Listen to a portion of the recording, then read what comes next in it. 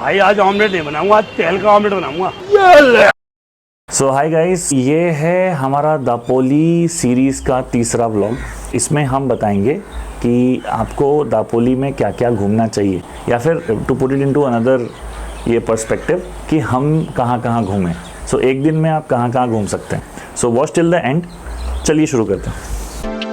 You can start your day with dolphin safari. Dolphin safari आप मुरुड या करडे बीच से आप शुरू कर सकते हैं।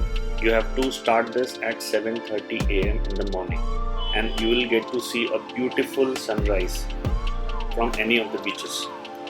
So ये डॉल्फिन आपको दिखे ना दिखे, लेकिन इसमें आपको राइड करके काफ़ी अच्छा लगेगा, बिकॉज समंदर में आपको राइड करने मिलेगा एंड काफ़ी अच्छे नज़ारे आपको देखने मिलेंगे। काफ़ी शांत बोट राइड आपको यहाँ पे देखने मिलेगी। जैसे कि आप नेशनल पार्क जाते हैं और वहाँ पे आपको जानवर देखने की उम्मीद कम ही होती है, एक लक फैक्टर भी होता है जिसमें आप, अगर आपका लक अच्छा हुआ तो ही आपको जानवर देखने मिलते हैं। उसी तरीके से जब आप डॉल्फिन सवारी पे निकलेंगे तो भी आपको डॉल्फिन आपके लक के हिसाब से ही देखने मिलेंगे। अगर आपका लक अच्छा हुआ तो ही आपको डॉल्फिन दिखेगा। डॉल्फिन सवारी में जब आप निकलेंगे तो आप देखेंगे कि काफ़ी सारे बोट्स आपके साथ हैं और कभी कभी काफ़ी भीड़ हो जाती है उस जगह पे जहाँ पे डॉल्फिन दिखने वाली होती है। कभी कभी डॉल्फिन डिस्टर्ब भी हो जाती हैं और वो भाग जाती हैं और आपको डॉल्फिन दिखता नहीं है। तो हम इतने भी बदकिस्मत नहीं थे, हमें कुछ डॉल्फिन्स दिखे भी एंड कुछ को हम कैप्चर भी कर पाए। सो ओवरऑल एक्सपीरियंस काफ़ी अच्छा था एंड बीच में हमारा बोट भी ख़राब हो गया और हम बीच समंदर में झूलते हुए नज़र आए, लेकिन आखिरकार वो बोट चालू करने में सफल हुए और हम वहाँ से फ़ौरन निकल पड़े। ये जो राइड है इसकी कॉस्ट आपका एक आदमी का 300 रुपये आपको पड़ेगा। नेक्स्ट हम लोग चले गए तामस तीर्थ, जहाँ पे श्री परशुराम भगवान की 21 फुट ऊंची एक मूर्ति है और नीचे एक वो ग्लोब के ऊपर खड़े हैं, आधा ग्लोब, जिसका रेडियस है 20 फीट, मतलब total diameter would be around 40 feet. ये जो लोकेशन है अराउंड 20 से 25 किलोमीटर दूर है मुरुड बीच से। सो हमने पहले सफारी करी और उसके बाद हम लोग यहाँ पर आ गए। ये एक हिल टॉप पे लोकेटेड है और यहाँ से आप लाडघर बीच के व्यूज भी ले सकते हैं। सो ये परशुराम भगवान जो हैं वो कहा जाता है कि वो कोंकण के रचयिता हैं, उन्होंने ही ये कोंकण पूरा बसाया हुआ था। तो जगह जगह कोंकण में आपको श्री परशुराम भगवान के मंदिर आपको मिलेंगे। जब आप मुंबई से गोवा जाते हैं तो एक घाट है जिसका नाम परशुराम घाट है और वहाँ पर भी एक परशुराम भगवान की मंदिर है। ये जहाँ पे हम आए हैं इसका नाम तामस तीर्थ है और ये कोई मंदिर नहीं है। ये जो हॉल जिसके अंदर अभी हम लोग आए हैं ये एक मेडिटेशन हॉल है। यहाँ पे आप शांति के साथ बैठ सकते हैं। अगर आप कुछ यहाँ पे बोलेंगे तो यहाँ पे वॉलंटियर्स होते हैं जो आके आपको चुप करा देंगे। यहाँ पे आपको शांति के साथ बैठना है। यहाँ पे घुसने के लिए कोई टिकट नहीं है, ना कोई कॉस्ट है एंड बाहर पार्किंग की फैसिलिटी अवेलेबल है। लेकिन जब आप लॉन्ग वीकेंड पे जाते हैं तो वो पार्किंग भरी हुई होती है, बट थोड़ा वेट करने के बाद आपको एक स्लॉट पार्किंग का मिल जाएगा। ये जगह ओवरऑल काफ़ी शांत है और अगर आप मेडिटेशन हॉल के अंदर रहें या मेडिटेशन हॉल के बाहर रहें, आपको ओवरऑल एक शांति का अनुभव देता है। यहाँ पे आपको चलना, बैठना या फिर इनफैक्ट एक जगह खड़े होके नज़ारों को देखना आपको काफ़ी शांतिपूर्ण लगेगा। आपको ऐसा लगेगा कि एकदम ही आप शांत लोकेशन पे आए। यहाँ पे जो लोग भी आए हुए थे वो काफ़ी शिष्टाचार से पेश आ रहे थे, बिकॉज जगह जगह वॉलंटियर्स थे और ये काफ़ी साफ़ सुथरी जगह थी। ये बीच का व्यू आपको यहाँ से मिलता है जैसा कि मैंने पहले बताया था, और ये हिल टॉप है जहाँ पे ये मूर्ति लोकेटेड है। It's one of a kind idol of Shri Parshuram भगवान। परशुराम भगवान के आइडल्स आपको इंडिया में बहुत कम देखने मिलते हैं and this is one of them which is situated on a globe. So ये आपको, अगर आप दापोली आ रहे हैं तो आपको ज़रूर विज़िट करना चाहिए। So along with beaches, this is the must visit place.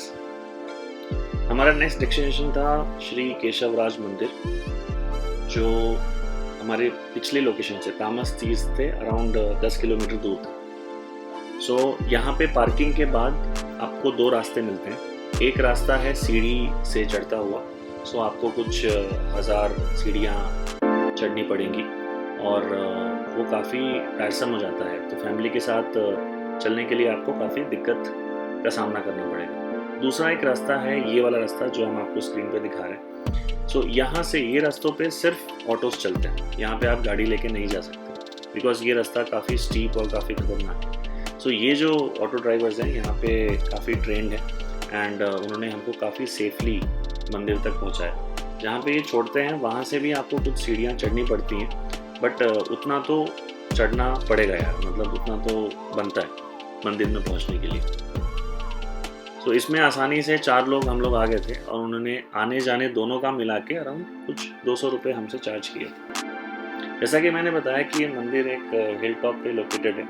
वहाँ पे पहुँचने के बाद हमने मंदिर में पाया कि काफ़ी ये शांत मंदिर है और यहाँ पे उस वक्त काफ़ी भीड़ थी जिस वक्त हम लोग पहुँचे थे।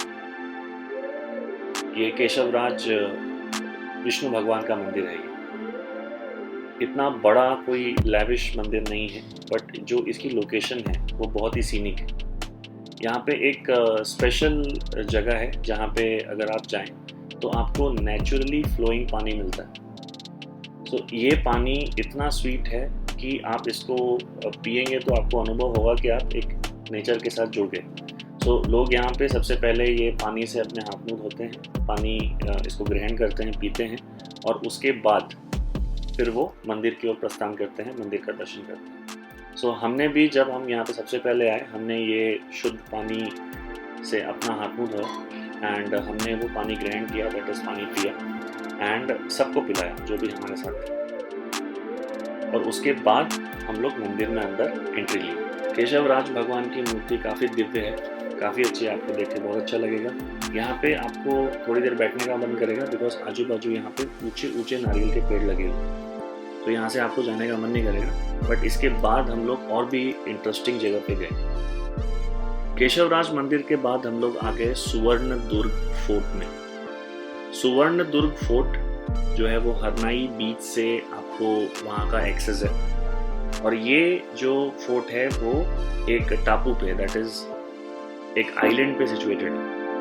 ये आपको हरनाई फोर्ट से बोट लेना पड़ता है उस आइलैंड पे पहुंचने के लिए। बोट के चार्जेस अराउंड 200 रुपीज़ पर पर्सन होते हैं, बट अगर आपकी एक बड़ी फैमिली है आप एक पूरा बोट रिजर्व कर सकते हैं। आइलैंड की तरफ जाते वक्त आपको रास्ते में काफ़ी माइग्रेटरी बर्ड्स आपको देखने मिलते हैं। ये बर्ड्स कहाँ से आते हैं वो तो हमें पता नहीं, बट ये एक ही साथ बैठे रहते हैं, एक ही साथ उड़ते हैं, तो इनको देखने में काफ़ी अच्छा लगता है। इसमें से मोस्टली सीगल्स रहते हैं और भी प्रजाति के यहाँ पे पक्षियाँ आपको देखने मिलती है। बोट से नज़ारे अगेन आपको बहुत अच्छे देखने मिलते हैं बिकॉज समंदर में बोटिंग इंसान रोज़ तो करता नहीं है, तो ऐसे मौक़ों की तलाश में रहता है जहाँ पे उसको बोट की सवारी मिल जाए, दैट टू इन अ सी। दूर से आपको वो फोर्ट दिखता है एक आइलैंड पे जिसका नाम है सुवर्ण दुर्ग फोर्ट।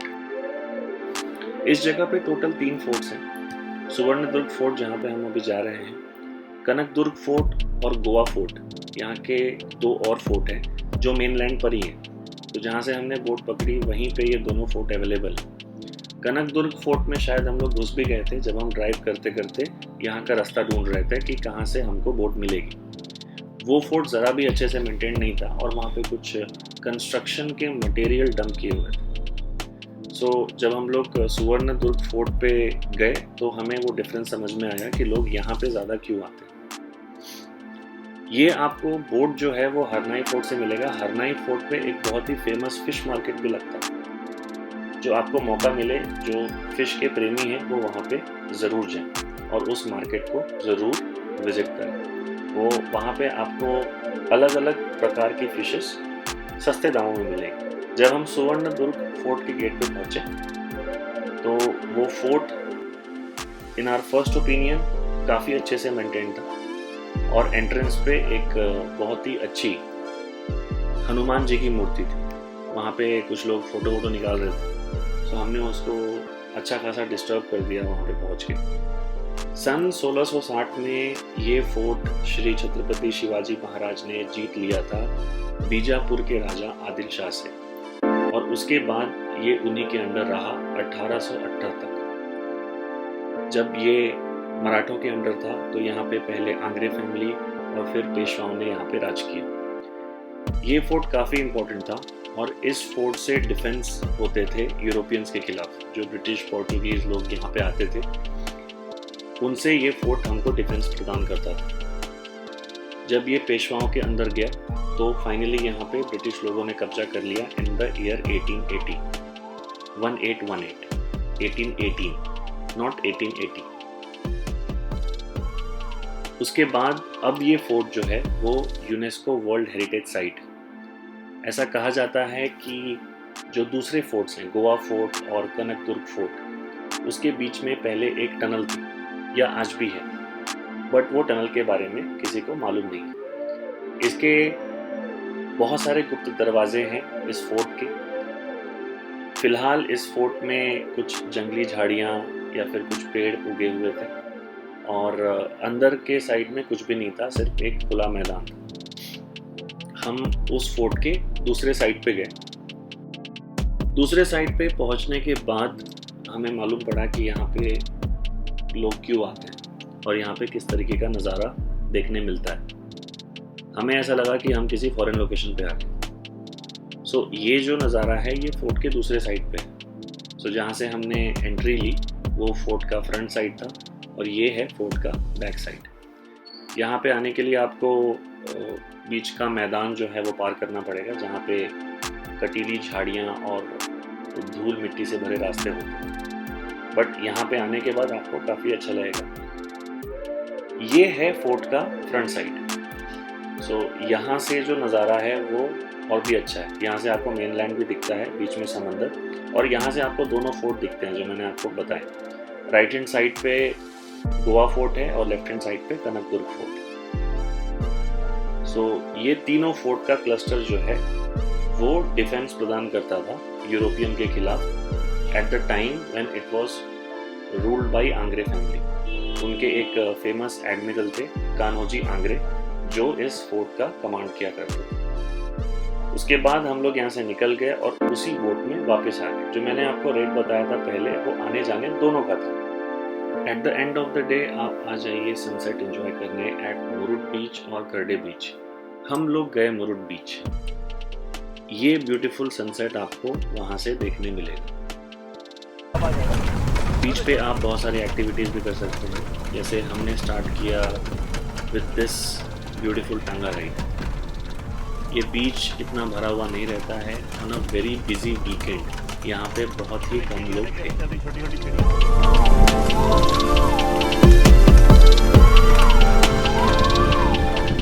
हमने भी ये टांगा राइड काफ़ी एंजॉय किया।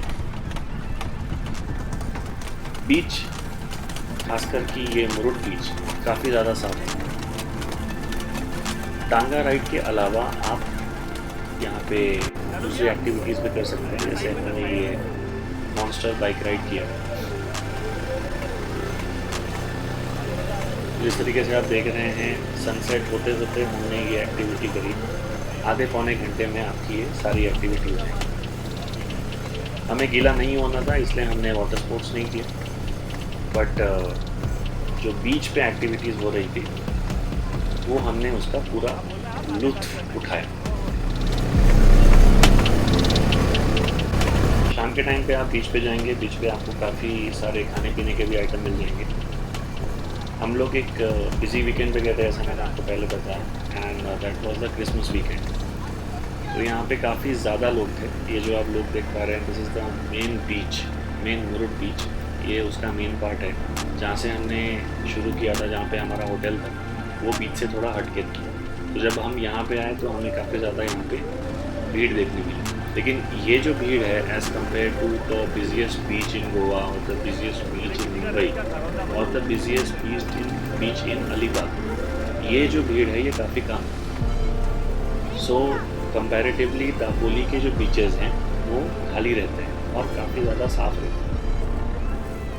यहाँ पे प्रशासन के लोग थे जो साफ़ सफाई कर रहे थे, यहाँ पे पुलिस मौजूद थी। हाँ, एक चीज़ मैंने अलग देखी इन बीचों पे कि यहाँ पे लोगों ने गाड़ियाँ लाई हुई थी, बीच पे लोगों ने गाड़ियाँ लाई हुई थी, जो कुछ हद तक सेफ़ है, कुछ हद तक सेफ़ नहीं है, लेकिन as part of the fun अगर सोचा जाए तो ये काफ़ी यूनिक चीज़ है कि आप बीच पे गाड़ी ला सकते हैं। टांगा और मॉन्स्टर बाइक राइड के अलावा भी काफ़ी सारी एक्टिविटी यहाँ पे थी, जैसे कि मैंने आपको बताया यहाँ पे वाटर स्पोर्ट्स भी था, बट हमें गीला नहीं हुआ तो इसलिए हमने वाटर स्पोर्ट्स नहीं किया। बट अगर आपको ये एक्टिविटीज़ नहीं करनी है, आपको इनमें से कुछ भी नहीं करना है, so you can choose to walk on the beach, so you can take a peaceful walk. और उस वक्त भी आपको इस बीच पे चलने में काफ़ी ज़्यादा मज़ा आएगा। आप एक अपने लिए पैच चुन लीजिए जो आपके लिए परफेक्ट है, वहाँ पे ज़्यादा लोग नहीं हैं, और वहाँ पे आप सिंपली वॉक कीजिए बगल में सनसेट होते हुए। वो चीज़ आपको याद रह जाएगी, वो चीज़ आपको हमेशा याद रह जाएगी। You can click as many pictures as you want, and this beach, this sunset will leave a mark on you. So guys, आप बताइएगा कैसा लगा ये वीडियो। अच्छा लगा होगा तो लाइक कीजिए, चैनल को सब्सक्राइब कीजिए। मैंने कोशिश करी कि मैं सारे चीज़ें मैं कवर कर पाऊँ जो भी मैं घूमा हूँ, और एक्चुअली मैं फैमिली के साथ गया हुआ था तो सारे जगह हम लोग नहीं घूम पाए। जो ज़्यादा मेहनत वाली जगह थी वहाँ पे हम नहीं जा पाए।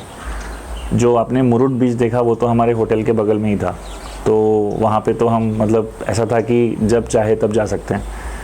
सो ये था हमारा दापोली में हम लोग कहाँ कहाँ घूमे। तो जहाँ पे हम नहीं घूमे वो जगह अगर कोई गया हो तो प्लीज़ कमेंट करें, और कैसी है वो जगह वो हमें बताएं, ताकि हम जब अगली बार दापोली जाएं तो हम वो जगह टारगेट करें जहाँ पे हम नहीं जा पाएँ। गाइज़, कैसी लगी वीडियो आप प्लीज़ बताइए। अच्छी लगी तो लाइक कीजिए, चैनल को सब्सक्राइब कीजिए, और मिलते हैं अगले व्लॉग में।